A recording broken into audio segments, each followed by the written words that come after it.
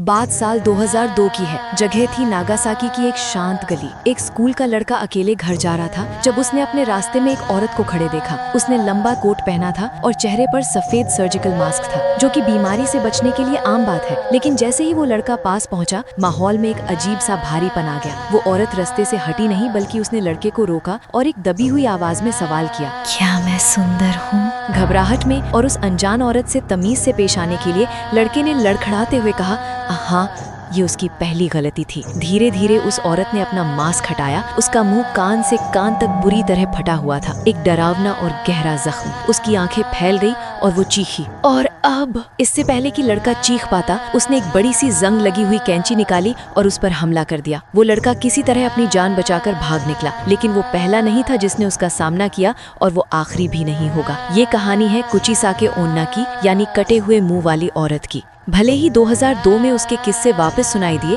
लेकिन उसके आतंक की शुरुआत 1979 में ही हो गई थी। जापान में असली दहशत फैल गई थी। स्कूल्स ने बच्चों को ग्रुप में घर भेजना शुरू कर दिया था और सड़कों पर पुलिस की गाड़ियां घूमने लगी थी, सिर्फ उस एक औरत की वजह से जो बगीचे की कैंची लेकर बच्चों का शिकार कर रही थी। माना जाता है कि वो कभी एक बेहद खूबसूरत औरत थी, जिसे उसके शक की पति ने सजा दी थी। उसके पति ने उसका मुंह कान तक चीर दिया था और ताना मारा था, अब तुझे कौन सुंदर कहेगा। अब वो एक बदला लेने वाली आत्मा बनकर सड़कों पर भटकती है। अगर तुमने ना कहा तो वो तुरंत मार देगी, अगर हाँ कहा तो वो तुम्हारा चेहरा भी काटकर अपनी जैसा बना देगी। कुछ लोग कहते हैं कि उसे कंफ्यूज करके बचाया जा सकता है। उसे कहो कि वो एवरेज या ठीक ठाक दिखती है, ताकि वो सोच में पड़ जाए। कुछ कहते हैं कि हार्ड कैंडी जमीन पर फेंककर उसका ध्यान भटकाया जा सकता है, लेकिन याद रहे, ये सिर्फ अफवाहें हैं। एक भूत के सामने कोई गारंटी नहीं होती। तो अगली बार अगर शाम के धुंधलेके में तुम घर जा रहे हो और कोई मास्क पहनी औरत तुमसे धीरे से पूछे, क्या मैं सुंदर हूँ, तो जवाब मत देना, बस भाग जाना।